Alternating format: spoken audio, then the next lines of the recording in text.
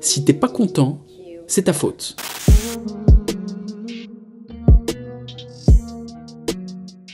Étant donné que vous écrivez, moi je vais vous dire ce que j'en pense.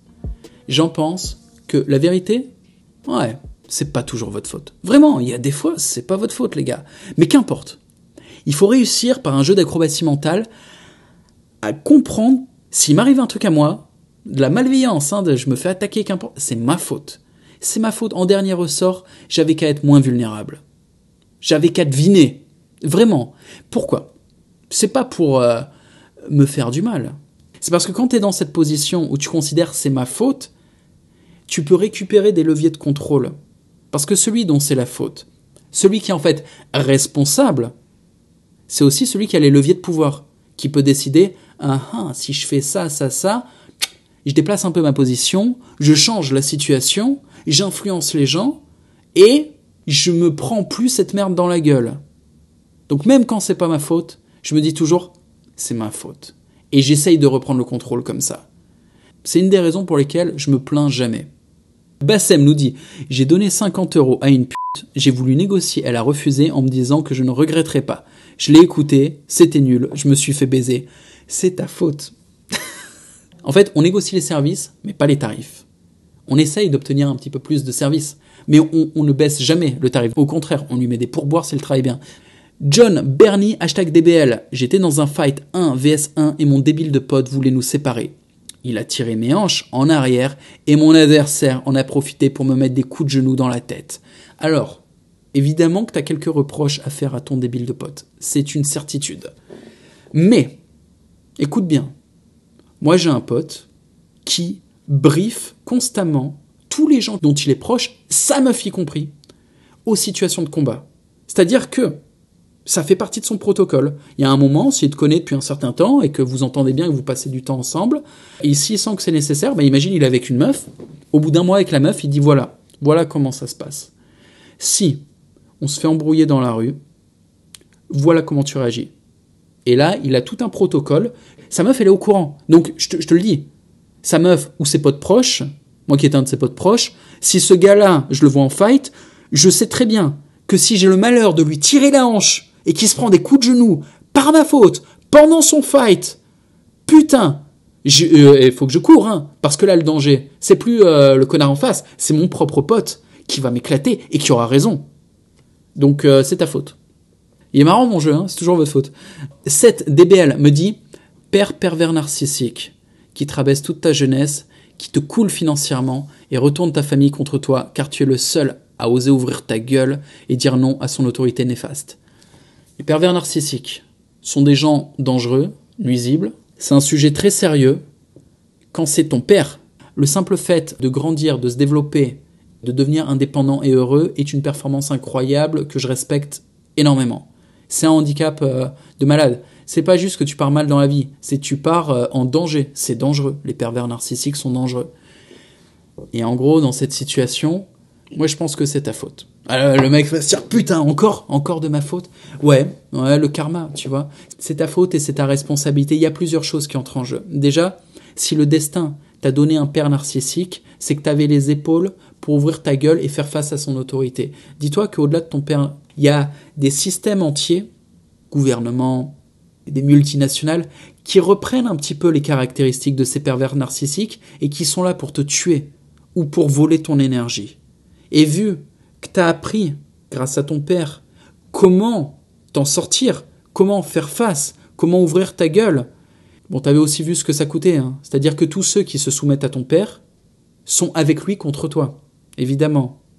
Tous ceux qui se soumettent au système sont avec le système contre nous. Ce qui fait d'eux nos ennemis. Ce qu'il faut que tu comprennes, c'est que pour la plupart, ils ne sont pas prêts à se laisser débrancher. Bon nombre d'entre eux sont tellement inconscients et désespérément dépendants du système qu'ils vont jusqu'à se battre pour le protéger.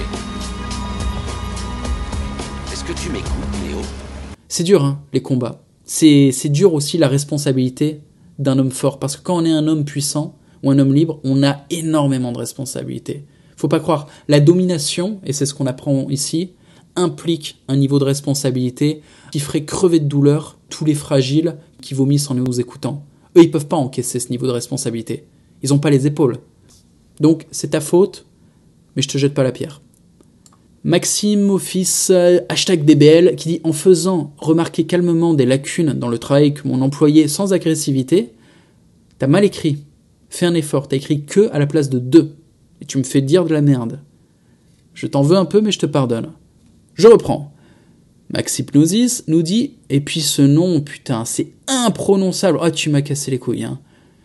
Allez, au bout de ma patience, je fais une 3e tentative. » En faisant remarquer calmement des lacunes dans le travail de mon employé, sans agressivité, il le prend mal et s'énerve. Besoin de lui, donc je suis contraint de prendre sur moi alors qu'il a tort. C'est toi qui as tort. C'est toi qui as tort de dépendre d'un de tes employés. Surtout d'un employé qui s'énerve quand tu essayes de lui faire améliorer la qualité de son travail.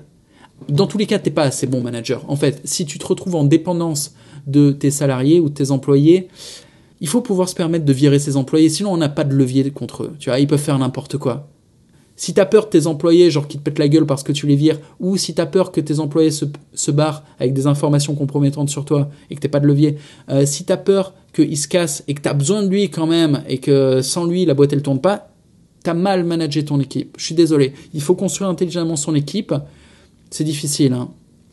S'entourer de gens en qui on a extrêmement confiance parce que la trahison en entreprise coûte très très cher. Et surtout, il faut employer des gens qui sont capables d'encaisser la critique. Allez, j'en lis un dernier et puis j'enchaîne. Tao-chan DBL. J'ai dû mettre ma fille devant des dessins animés à la con pour être présent pendant le live.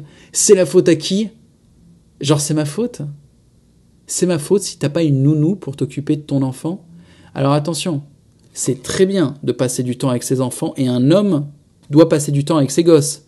Mais ton temps à toi, si t'as prévu de regarder le live, tu regardes le live, mec.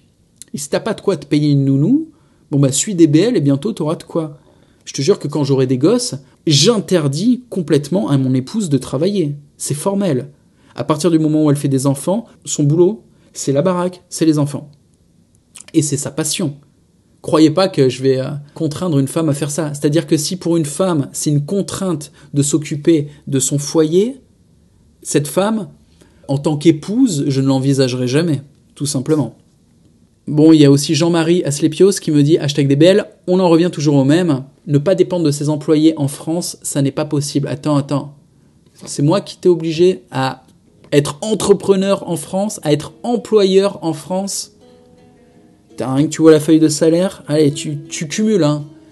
Les impôts, cotisations sociales, charges patronales. Ah, putain, il y a déjà 50% qui est parti, quoi. Le mec, il touche son salaire, il doit payer 20% de taxes. Tu vois, là, on est à 70%. Derrière, tu rajoutes un peu les impôts fonciers, des trucs comme ça, tu vois, tranquille. La vignette, carte grise. Le mec, il a... Puis les trucs un peu plus taxés, clope, alcool. 75%. Bon, les communistes, ils étaient moins chauds que ça, en fait. T'as les Chinois qui se foutent de notre gueule. Je rigole pas, les Chinois se foutent de notre gueule.